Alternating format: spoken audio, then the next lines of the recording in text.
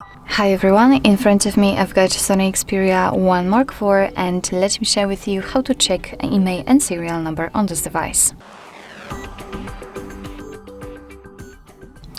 So actually we've got two different ways to check those numbers, and the first one requires a secret code and the second is using the settings. And of course I'll show you both, and let's begin with the shortest one, the quickest one. So let's open the dialer. Let's tap on the keypad and let's enter the code, which is quite simple. It is *#06#. And as you can see, by this code we are provided with both IMEI numbers and also a serial number attached to this device. So let's tap on OK. And now let me show you the second way. It will be useful if for some reason the secret code won't work, so you'll still be able to check it. So let's enter the settings. Here we have to scroll down to the very bottom to find About Phone.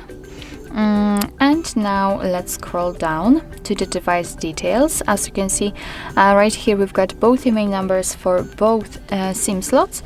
And if you'd like to check the serial number, we have to find the model. We have to enter the model, and as you can see, the serial number will appear right here. So actually this is it. This is how to check IMEI and serial number using two different ways in your SONY Xperia 1 Mark IV.